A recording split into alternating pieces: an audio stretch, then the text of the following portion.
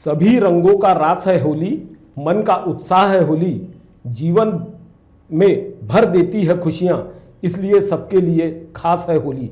नमस्कार। होली के रंग कवियों के संग आज हमारे साथ इस कार्यक्रम में मौजूद है नागपुर शहर के जाने माने 3 कवि डॉक्टर सागर खादीवाला, अविनाश बागड़े जी और अनिल मालोकर, जो होली के रंगों के साथ साथ अपनी चटपटी कविताओं के रंग में हम सभी को रंग देंगे। महा न्यूज़ 7 में आप सभी का फिर से एक बार स्वागत। अब हम सुनेंगे सागर जी को। सागर जी, क्या कहेंगे आप हमारे दर्शकों को? एक तो सबसे पहले सभी दर्शकों को होली की हार्दिक रंग बिरंगी शुभकामनाएं। और मैं उम्मीद करता हूं इस होली में आप जिस रंग में रंगे वो खुशियों के रंग हो और जो दुख के और निराशा के जो रंग है वो बह जाए। बिल्कुल। यहाँ पे नागपुर के कविगण अपनी अच्छी अच्छी कविताएं लेके उपस्थित हुए हैं और विशेष आग्रह यह है कि होली के अवसर पे कवि सम्मेलन। असल में हो ये गया है पांडे जी कि आजकल कवि भी अलग अलग रंगों में रंगने लग गए हैं। अब चाहे होली हो, चाहे दिवाली हो, चाहे ईद हो, क्रिसमस हो, कहीं ना कहीं से एक ऐसा जुड़ाव आता है कि जहाँ कुछ एक मैसेज देने की इच्छा मन में होती है जी।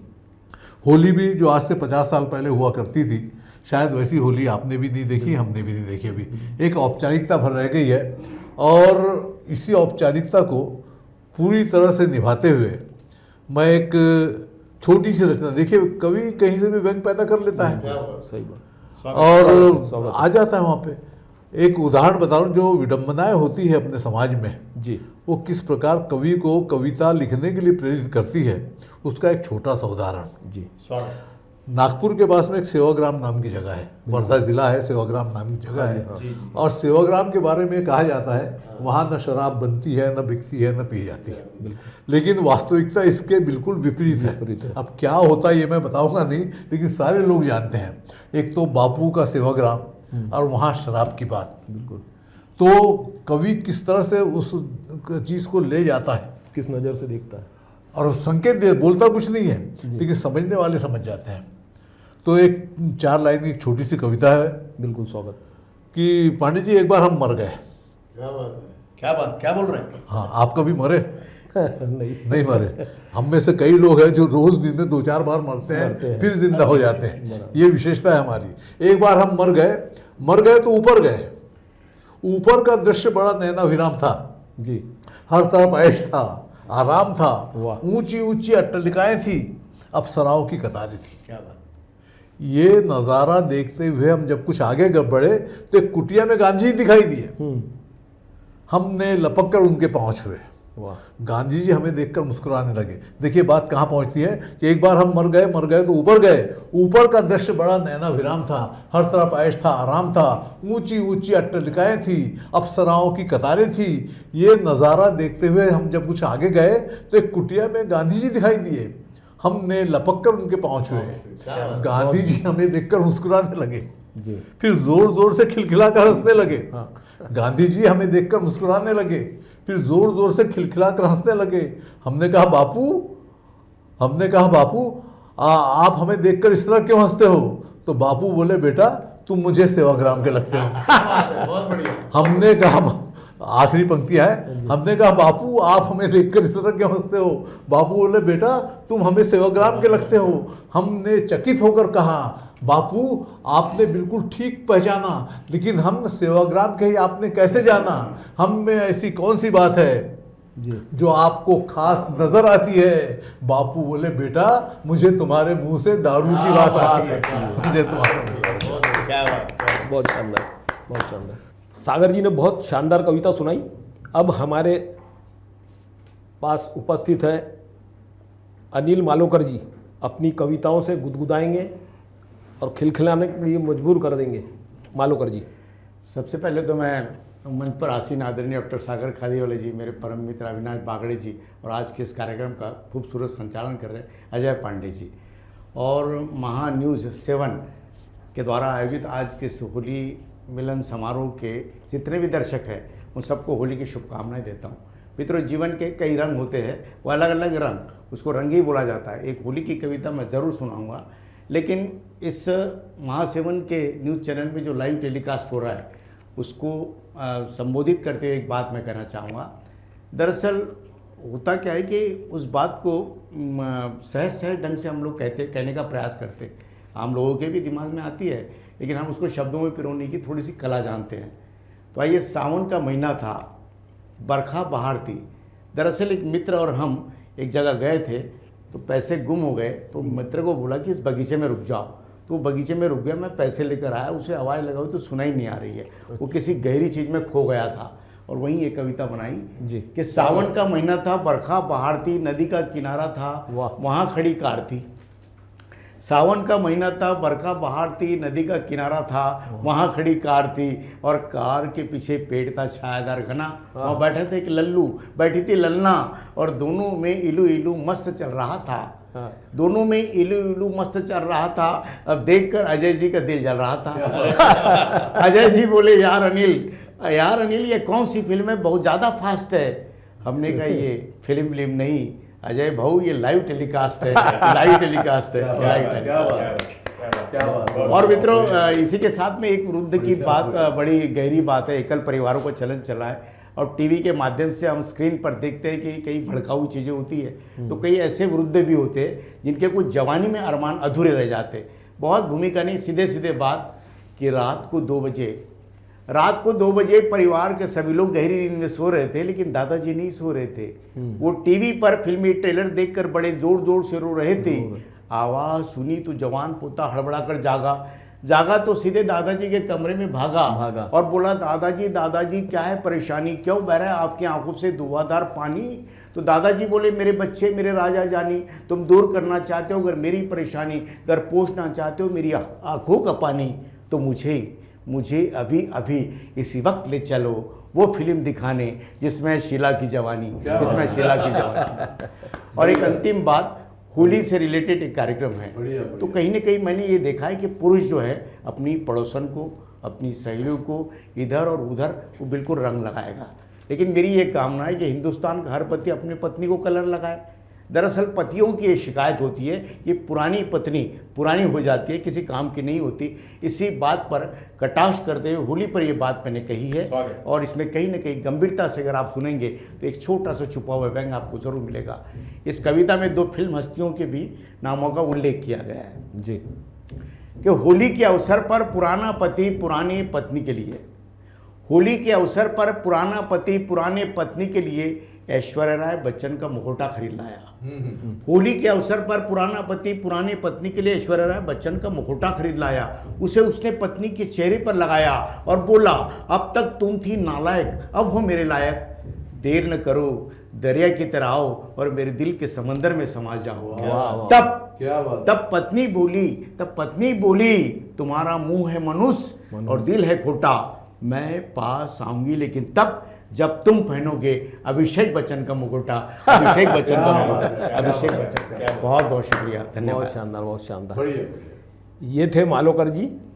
अब अपनी शानदार कविता सुनाएंगे अविनाश बागड़े जी। अविनाश बागड़े जी एक अच्छे साहित्यकार भी हैं, शहर के जाने माने कवि भी हैं। तो अविनाश जी सुनाइए आप कुछ। आज होली के अवसर पर हमारे शहर के एक महत्वपूर्ण चैनल महान्यूज़ 7 के इस पटल पर आज हम हमारे शहर ही नहीं, हमारे प्रदेश ही नहीं, हमारे देश के एक नामचीन हमारे गुरु ऐसे महाकवि डॉक्टर सागर खादीवाला जी के सानिध्य में और संचालन के रूप में हमारे भाई अजय पांडे जी और मेरे मित्र अनिल मालोकर जी के साथ आज मैं आपके सामने इस महान्यूज़ 7 के पटल पर हूँ। छोटी छोटी क्षणिकाएँ और होली का माहौल है, हंसने और गुदगुदाने का ये मौसम है। तो मैं उस बात से शुरू करता हूँ। स्वागत। हमने पोस्टर देखते हैं, पोस्टर सभी देखते हैं, लेकिन पोस्टर जब एक कवि देखता है तो उस कवि का देखने का नज़रिया और उस पोस्टर से एक कविता कैसे निकल आती है वो देखिएगा। एक पोस्टर लगा था टॉकीज के गेट पे, एक पोस्टर लगा था टॉकीज के गेट पे, प्यार किए जा कंसेशन रेट पे, प्यार किए जा कंसेशन रेट। बहुत शानदार, बहुत शानदार। अच्छी बात है। अभी तो टेलीग्राम और पोस्ट कार्ड की जगह ईमेल ने ले ली है, लेकिन जब पोस्ट कार्ड, हम में से जो भी आज यहाँ पर उपस्थित है पोस्ट कार्ड और टेलीग्राम से वाकिफ़ है, तो उस समय टेलीग्राम जब आता था तो उस समय का एक व्यंग देखिए, भाई साहब टेलीग्राम के साथ पोस्ट कार्ड भी डाला जा रहा है। भाई साहब टेलीग्राम के साथ पोस्ट कार्ड भी डाला जा रहा है ताकि आपको याद रहे टेलीग्राम आ रहा है, ताकि आपको याद रहे टेलीग्राम आ रहा है। बहुत बढ़िया। मौसम अब चुनाव का, आचार संहिता लग चुकी है, लेकिन बोलने बुलाने में कोई आचार संहिता कहीं भी नहीं लगी है। इसलिए मैं उसका एक फायदा उठा के एक छोटी सी 4 पंक्तियां आपके सामने पेश करता हूं। एक अपराधी इलाके से लापता, एक व्यंग है। एक अपराधी इलाके से लापता, चुनाव के बाद संसद में मिला उसका पता। चुनाव के बाद संसद में मिला उसका पता। और एक छोटी सी बात नेताजी पे है। नेताजी लोग आज जो बयान दे रहे हैं उस पर मैं एक बयान देता हूं। नेताजी बोले मैं नक्शाए हिंदुस्तान बदल दूंगा। वाह, क्या बात है, क्या बात है। नेताजी बोले हाँ। मैं नक्शाए हिंदुस्तान बदल दूंगा। हमने कहा नेताजी कल आप जाकर कहेंगे मैं अपना बयान बदल दूंगा। वाह वाह। और वैसे ही चुनाव की एक बात, चुनाव में अब तो सेशन के आने के बाद दीवारों पे पोस्टर लगाना या पेंटिंग करना गुनाह हो गया है, लेकिन उस समय जब ये बात थी तब चुनाव के बाद दीवारों पर नजर दौड़ाइए। चुनावों के बाद दीवारों पर नजर दौड़ाइए, चुनावी और सरकारी नारों के घालमेल का लुत्फ उठाइए। बहुत चुनाव के बाद सरकारी चुनावों और सरकारी नारों और शासकीय या सरकारी नारों के घालमेल का लुत्फ उठाइए। मसलन शेर छाप पर मुहर लगाकर मलेरिया दूर भगाइए, मलेरिया दूर भगाइए, मलेरिया दूर भगाइए। और इसके बाद मैं वापस पांडे जी से ये थे अविनाश बागड़े। बहुत ही शानदार और चुटीली, जो दिल पे लग जाए ऐसी कविताएं उन्होंने हमें सुनाई। अब हम फिर से आगे बढ़ते हैं सागर जी की तरफ। धन्यवाद पांडे जी। राजनीति का माहौल चल रहा है जी। अभी बहुत बढ़िया बढ़िया कविताएं भाई अनिल मालोकर और श्री अविनाश बागड़े ने सुनाई। अनिल मालोकर जी ने नेताजी का जिक्र किया, चुनावी माहौल है। हाँ, बागड़े जी ने चुनाव का जिक्र किया, आप भी बोल रहे हैं चुनावी माहौल है। तो इसी से लगती हुई एक दो छोटी छोटी दो पंक्तियों की रचनाएं देखिए। और सबसे बड़ी बात, मैंने अपने जब से होश संभाला है 50-60 साल के जीवन में पहली बार इतने बड़ी मात्रा में दल बदल का तमाशा देखा है साहब, थोक के भाव में। तो अच्छा, फिर दल बदल जब इंसान कर रहे हैं तो फिर कोई भी कर सकता है। कोई भी कर सकता है। एक जिन्न हुआ करता था अलादीन का जी। उसके बारे में मशहूर था कि एक तो बड़ी मुश्किल से मिलता है और जिसका रहता है आजीवन उसका गुलाम रहता है। लेकिन आज के राजनीतिक माहौल ने इस कथन को झूठा साबित कर दिया। मैंने लिखा, लगता है जिन्न भी राजनीति के रंग में रंग गया है। क्या बात है, लगता है जिन्न भी क्या बात है, राजनीति के रंग में रंग गया है। कल उस चिराग में रहता था, आज इस चिराग में आ गया है। लगता है राजनीति जिन्न भी राजनीति के रंग में रंग गया है। पहले कल उस चिराग में रहता था, आज इस चिराग में आ गया है। और दूसरा, इसका क्या हल होता है, क्या असर होता है। देखिए, राजनीति नाम की जो चीज़ है उसमें आदमी कहाँ से कहाँ पहुँचता है और कहाँ से कहाँ आ जाता है। तो राजनीति के रक्त का बड़ा पुराना रोग दो है। राजनीति के रक्त का बड़ा पुराना लोग पत्थर जैसे हो गए, पर्वत जैसे लोग। राजनीति के रक्त का बड़ा पुराना लोग पत्थर जैसे हो गए, पर्वत जैसे लोग। और एक आज की सत्ता सुंदरी के ऊपर 4 लाइनें छोटी सी। बिल्कुल स्वागत है। कि ताज बदलती रहती है, राज बदलती रहती है। ताज बदलती रहती है, राज बदलती रहती है, शासक बदलती रहती है, शासन बदलती रहती है। ताज बदलती रहती है, राज बदलती रहती है, शासक बदलती रहती है, शासन बदलती रहती है। इतिहास के पन्ने चीख चीख कर कहते हैं, इतिहास के पन्ने चीख चीख कर कहते हैं, राज सत्ता वो सजनी है जो साजन बदलती रहती है, जो साजन बदलती रहती है। वास्तविकता है आज। क्या बात है। आज के समय में वास्तविकता है बिल्कुल वो। बिल्कुल, बेशक आपने सही कहा। बेशक बेशक। आपने सही कहा। ये थे सागर जी। सागर जी ने बहुत बढ़िया ढंग से हमें गुदगुदाया। अब मालोकर जी फिर से एक कविता आप सुनाइए।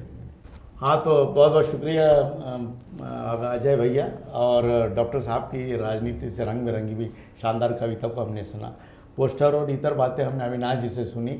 तो ये से एक खुशनुमा माहौल होता है और आज मैं बहुत प्रसन्न हूँ। होली का अवसर है और होली के अवसर पर सारा विश्व सुंदर रहे, खुश रहे, ऐसी मैं कामना करता हूँ। दरअसल मैं अपने हास्य और व्यंग्य कविताओं के माध्यम से ये प्रयास करता हूँ कि जग में जो कुछ भी चल रहा उसको कम से कम शब्दों में कैसे पिरोया जाए।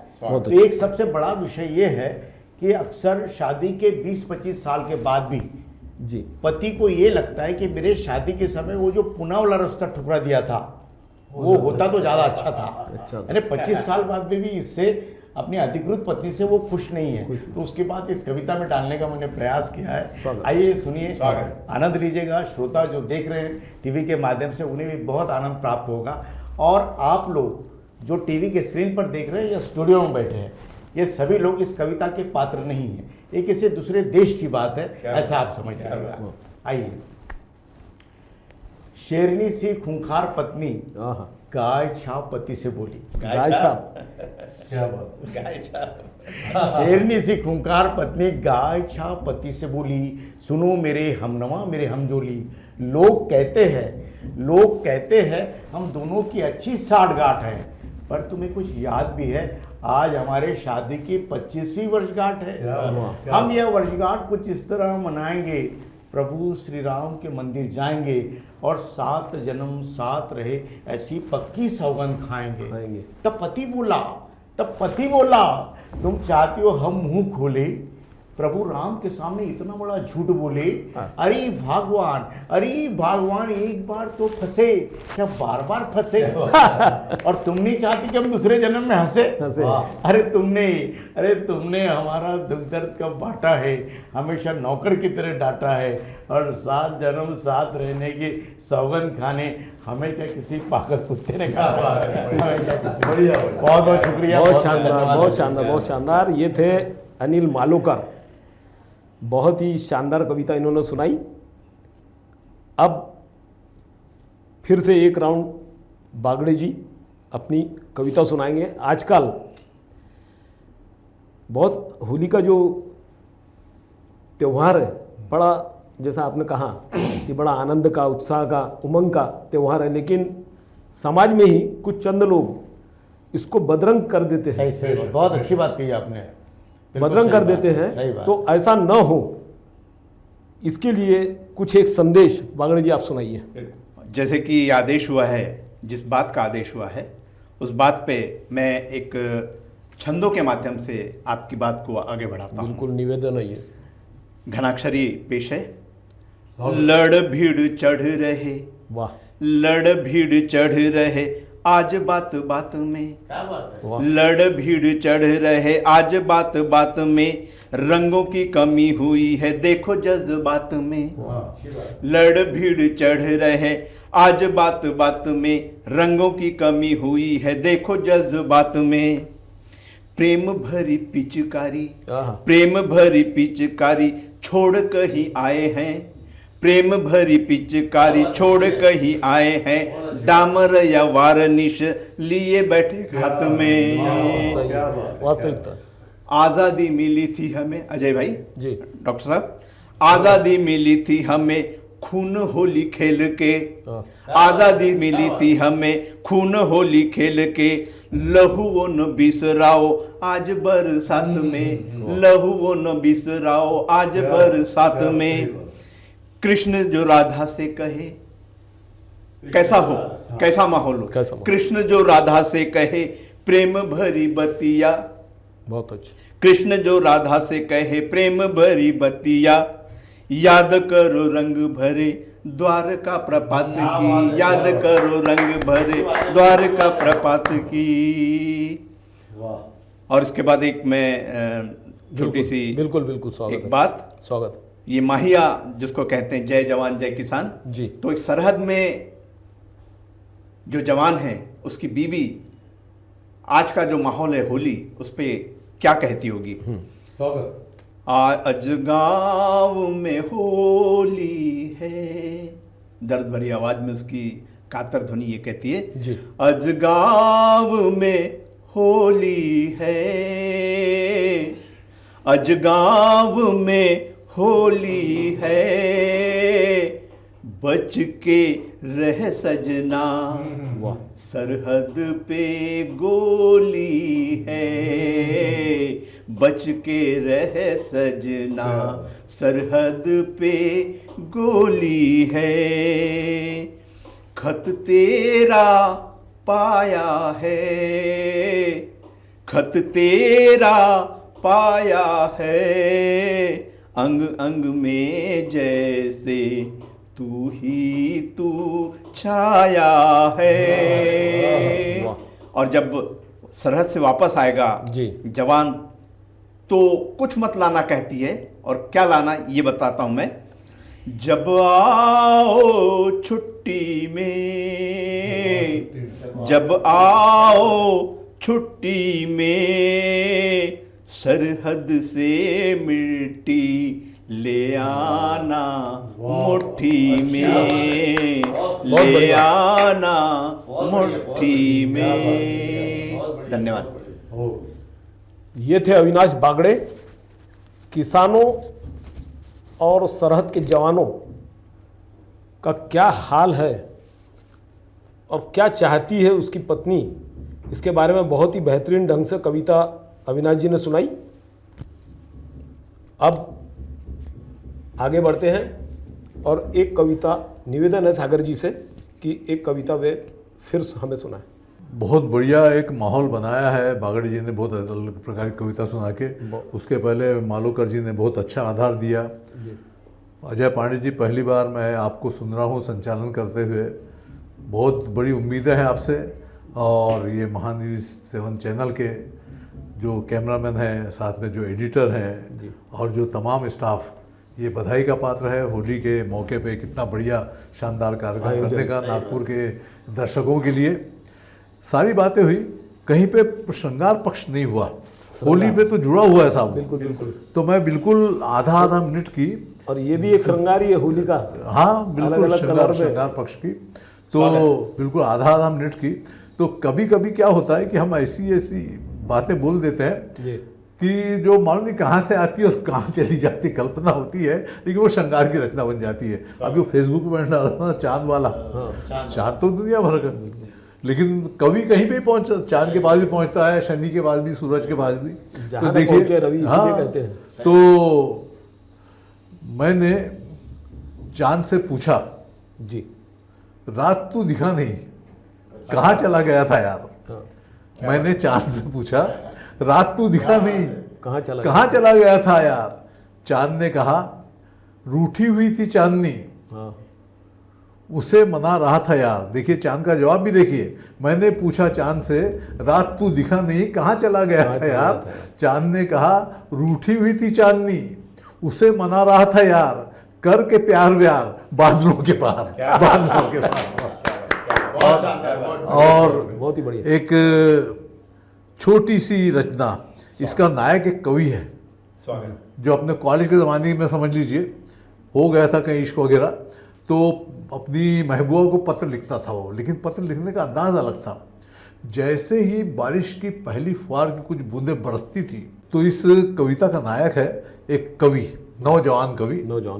तो उस अपनी प्रेमिका को पत्र लिखा करता था, लेकिन पत्र लिखने का अंदाज बड़ा अलग था उसका। वो हमेशा एक कागज़ अपने पास रखता था, और जैसी ही बारिश की पहली फुहार की कुछ बूंदें बरसती थी, वो उस कागज़ पे वो बूंदों को झेल लेता था, स्वाति की बूंदें, क्या बात। जो भी। और उसके बाद में उस बूंद से भीगे हुए कागज़ पे अपनी महबूबा को पत्र या कविता लिखा करता था। वाह। इस सिलसिला बहुत दिन तक चला, लेकिन जैसा कि स्वाभाविक है, हर सिलसिला टूटता है। ये सिलसिला भी टूट गया। उसकी महबूबा की कहीं और शादी हो गई, और शादी के थोड़े दिन बाद फिर से सावन का आया। लेकिन उसकी आदत थी ना, वो पत्र को भिगाने की और खत लिखने की टूटती कैसे हो। इस बार भी उसने पत्र को, कागज़ को भिगाया, फिर उस पर खत लिखा। जी बस छोटी सी कविता अब यहाँ से शुरू होती है। बिल्कुल। स्वागत। इस बार भी बारिश की पहली फुहार, देखिए जी इस साल भी बारिश की पहली फुहार में भिगोया मैंने कागज़, जी लिखी उस पर एक खतनुमा नज़्म तुम्हारे नाम, क्या बात। और एहसासों की रवानी में बनाकर उसकी नाव बहा दी सड़क के बहते पानी में। क्या बात है। इस साल भी बारिश की पहली फुहार में भिगोया मैंने कागज़, लिखी उस पर एक खतनुमा नज़्म तुम्हारे नाम, और बनाकर उसकी नाव एहसासों की रवानी में बहा दी सड़क के बहते पानी में। क्या बात है। तुम्हारा पता अब भी तुम्हारी तरह याद है मुझको, याद है मुझको। तुम्हारा पता अब भी तुम्हारी तरह याद है मुझको, खत भेजता तो यकीनन तुम्हारे हाथों में पहुंच भी जाता। आखिरी पंक्ति है पांडे जी कि तुम्हारा पता अब भी तुम्हारी तरह याद है मुझको, खत भेजता तो यकीनन तुम्हारे हाथों में पहुंच भी जाता, पर तुम्हारे हाथ अब न हमारे रहे न कुंवारे रहे। पर तुम्हारे हाथ अब न हमारे रहे न कुंवारे रहे, और गलत हाथों में पहुंचने से कहीं बेहतर है जाने जाना, ऐसे किसी भी खत का सागर में समा जाना, ऐसे किसी भी खत का सागर में समा जाना। शुक्रिया। तो होली के रंग कवियों के संग इस कार्यक्रम में हमारे साथ थे डॉक्टर सागर खादीवाला, अनिल मालोकर जी, अविनाश बागड़े जी। अब दीजिए मुझे इजाज़त, मिलेंगे फिर इसी तरह के किसी एक शानदार कार्यक्रम में।